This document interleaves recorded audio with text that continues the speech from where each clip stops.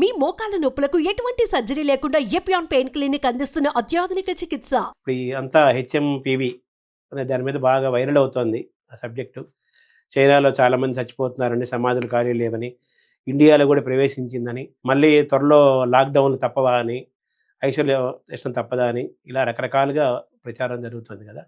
యాక్చువల్గా HMPV virus యొక్క state ఏంటి sir, present state? HMPV virus అనేది ఇప్పుడు జరుగుతున్నటువంటి సోషల్ మీడియా ప్రచారం కానీ, అలాగే సోషల్ మీడియా నుంచి మెయిన్ స్ట్రీమ్ మీడియా కూడా అందిపుచ్చుకున్నటువంటి ఒక వ్యాఖ్యానం ఏదైతే ఉందో అది అసంబద్ధమైందనేది మొదటిగా చెప్పదలుచుకున్నాను. ఎందుకంటే హెచ్ఎంపివి వైరస్ ఈ రోజు పుట్టుకొచ్చింది కాదు.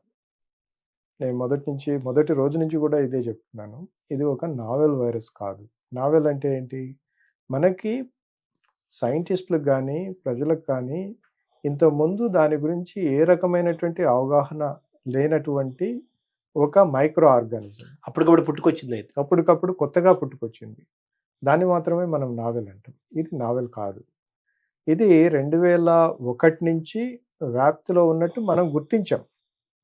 మొదటగా నెదర్లాండ్స్లో ఒక అవుట్ బ్రేక్ వచ్చినప్పుడు అక్కడ సైంటిస్టులు చేసినటువంటి స్టడీస్ ద్వారా ఇలా హెచ్ఎంపివి అనే ఒక వైరస్ మనకు సర్క్యులేషన్లో ఉంది, దీని ద్వారా ఒక ఇన్ఫెక్షన్ వస్తుంది, ఆ ఇన్ఫెక్షన్ స్ప్రెడ్ అయ్యేదానికి అవకాశాలు ఉన్నది మొదటిసారిగా చెప్పారు. అలా అని దీని పుట్టుక 2001 రాయటానికి వీల్లేదు. మనం ఆ రోజు తెలుసుకున్నాం అంతే. అంతకుముందు మనము ఆ వైరస్ని స్టడీ చేసినప్పుడు అర్థమైంది ఏంటంటే ఇది ఎంతో కాలంగా సర్క్యులేషన్ ఉంది. కొంతమంది కలిగి సైంటిస్టులు ఏం చెప్తారంటే ఇది రమారమే 300-400 సంవత్సరాల నుంచే సర్క్యులేషన్లో ఉందండి. ఒకనొక పరిస్థితులలో ఒక రకమైనటువంటి అనుకూలమైనటువంటి పరిస్థితులలో అది యూరోప్లో ఒక దేశంలో పెచ్చరిల్లింది. అప్పుడు దీన్ని కనుక్కున్నారు.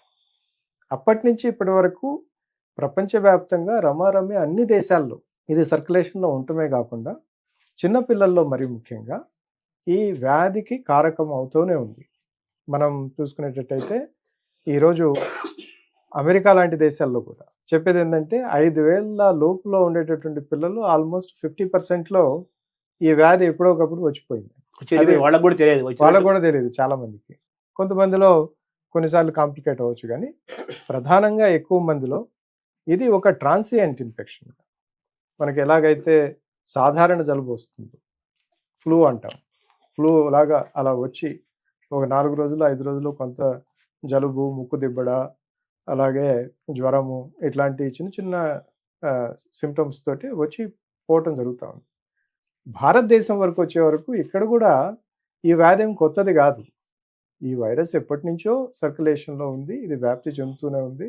మనం పీడియాట్రిషియన్లు కనుక అడిగేటట్టయితే ఇలాంటి ప్రతి సీజన్లో కూడా వాళ్ళు ఎంతో కొంతమంది పేషెంట్లు చూస్తూనే ఉంటారు. ఈ మధ్య కాలంలో ఏమైందంటే మనకి మాలిక్యులర్ డయాగ్నోస్టిక్స్ ఆర్టీపీసీఆర్, ఇది కూడా COVID-19 వచ్చినప్పటి నుంచి ప్రతి ఒక్కళ్ళకి ఈరోజు ఆర్టీపీసీఆర్ అంటే తెలుసు.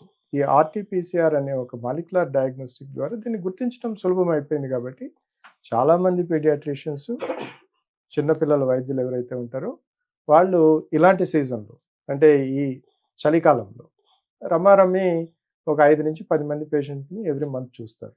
అది చాలా సాధారణమైనటువంటి విషయం.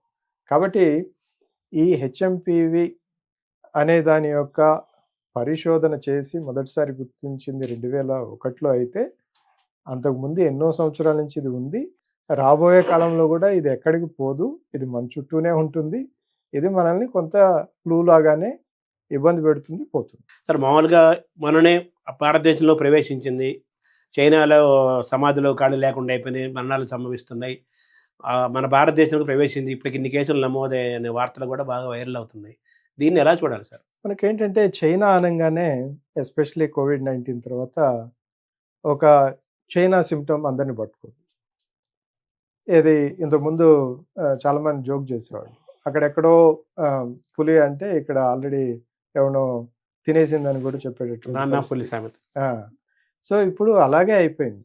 అందులో ఈ సోషల్ మీడియా విస్తృతంగా వ్యాప్తి చెందిన తర్వాత, జనాలందరిలో దీని యొక్క వినియోగం విపరీతంగా పెరిగిన తర్వాత ఏ విషయమైనా, అసంబద్ధమైన విషయమైనా కానీ దాన్ని చాలా వైరల్ చేస్తూ ఉంటారు. ఎస్పెషల్లీ అది కనుక ఒక ప్రమాద సూచిక లేకపోతే అది ఒక రకమైన వింత, అది రకమైన కొత్త అనగానే దాన్ని అసలు చదవకుండానే, పూర్తిగా చదవకుండానే దాన్ని నొక్కేసి వాళ్ళకుండే కాంటాక్ట్ లిస్ట్ అందరికి పంపించేస్తారు. ఈరోజు కాంటాక్ట్ లిస్ట్ అంటే ప్రతి ఒక్కడికి ఒక 1000 మందో 2000 మందో, మీలాంటి పెద్దవాళ్ళకైతే ఒక 20,000 మందో ఉంటారు.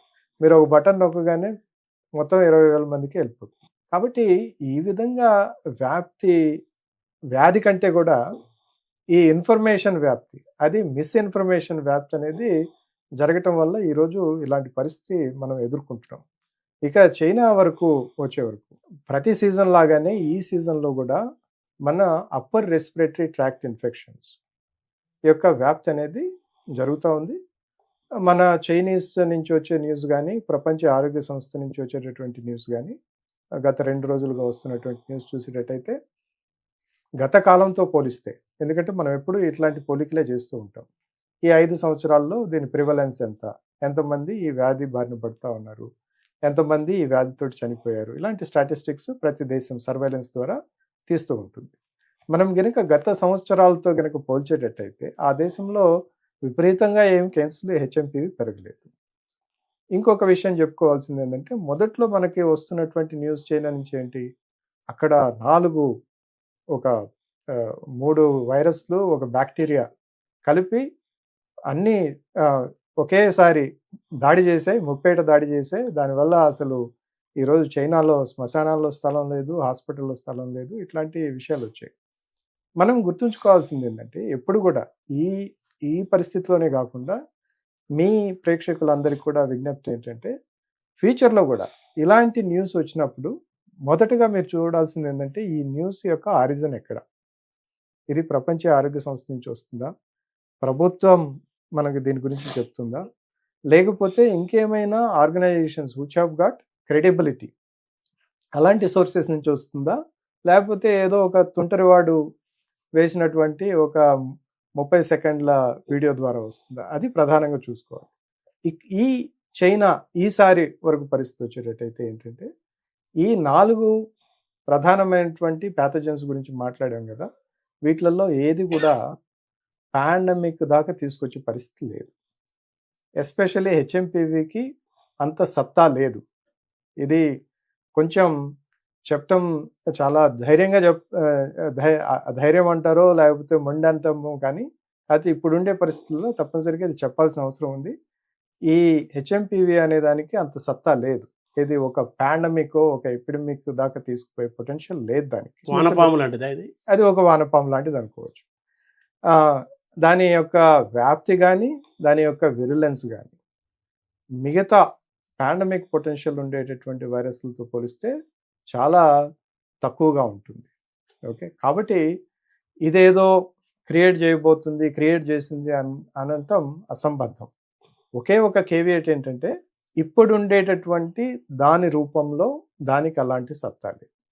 రేపు అది ఒక రూపాంతరం చెంది, ఎందుకంటే మనకు తెలుసు కరోనా వైరస్లు ఎప్పటి నుంచో సర్క్యులేషన్లో ఉన్నాయి రకరకాలు, కానీ నావెల్ కోవ్ 2 వచ్చిన తర్వాత దానిలో జరిగినటువంటి జన్యు మార్పులు ఏదైతే ఉందో అది విపరీతమైనటువంటి వ్యాప్తికి, అలాగే విపరీతమైనటువంటి విరులెన్స్కి కారణమైంది. అలా ఏదైనా ఒక రూపాంతరం మ్యుటేషన్ కనుక చెందేటట్టయితే అప్పుడు అయితే చెప్పలేము, కానీ ఇప్పటికిప్పుడు ఉండేటటువంటి పరిస్థితులలో హెచ్ఎంపీవీ తోటి ఏమాత్రం ప్రమాదం లేదు. కాబట్టి ఈ చైనా నుంచి ఈ విధంగా న్యూస్ వచ్చింది అని మనం భయపడాల్సినటువంటి అవసరం లేదు. ఇక్కడ ఒకే ఒక విషయం గురించి తప్పనిసరిగా చెప్పుకోవాలండి. చాలామంది మిత్రులు అడుగుతూ ఉంటారు ఏంటంటే, చైనా దానికి హిస్టారికల్గా మనకు తెలుసు కదా, ఏదొచ్చినా అక్కడి నుంచే ఎందుకు వస్తుంది, అలాంటి చెప్పడానికి అసలు అవకాశమే లేదు. ఎందుకంటే ఒక కోవిడ్-19 తప్పితే నాకు చూపించండి పాండమిక్ పొటెన్షియల్గా అక్కడి నుంచి ఏమొచ్చింది ఇప్పటి వరకు, లేకపోతే పాండమిక్ అక్కడి నుంచి ఏమొచ్చింది, రాలేదు కదా. మోస్ట్ ఆఫ్ ద ఎబోలా కానీ, లేకపోతే మంకీ పాక్స్ కానీ, ఇలాంటివన్నీ చూసుకుంటే ఆరిజిన్ ఎక్కడ, ఆఫ్రికా. అలాగే మెర్స్, అది కూడా ఒక కోవిడ్ లాంటి ఒక వైరస్, కరోనా వైరస్ తోటి వచ్చినటువంటి మెర్స్ కానీ, సార్స్ కానీ, ఇవన్నీ ఎక్కడి నుంచి వచ్చాయి, ఇవి చైనా నుంచి రాలేదు కదా. మెర్స్ అనేది వచ్చింది మిడిల్ ఈస్ట్ నుంచి వచ్చింది, అందుకనే దాన్ని మిడిల్ ఈస్ట్ రెస్పిరేటరీ సిండ్రోమ్ అన్నాం. దాన్ని సింప్లిఫై చేసి మెర్స్ అన్నారు. అలాగే సార్స్ ఎక్కడి నుంచి వచ్చింది? అది కూడా చైనా నుంచి కాదు కదా. నిపా ఎక్కడి నుంచి వచ్చింది? చైనా నుంచి కాదు కదా. సో కాబట్టి కోవిడ్-19 అనేది డెఫినెట్‌గా వుహాన్ నగరం నుంచి మొత్తం ప్రపంచానికి వ్యాప్తి చెందినటువంటి విషయం నిజం. దీనిలో 7 మిలియన్లు అంటే 70 లక్షల మంది చనిపోవటం నిజం. Half of the planet population వ్యాధి బారిన పడటం నిజం. కానీ ప్రతిసారి అక్కడి నుంచే రావాలనేది ఒక రూల్ లేదు. ప్రతిసారి అక్కడ ఏదో జరిగిందనంగానే అది ఇంకో కోవిడ్ అవుతుందని అనుకోవటానికి కూడా మనం ఆలోచన చేయాల్సినటువంటి అవసరం లేదు అనేది నా భావన. Thank you sir. నమస్తే సార్. Thank you. నమస్కారం.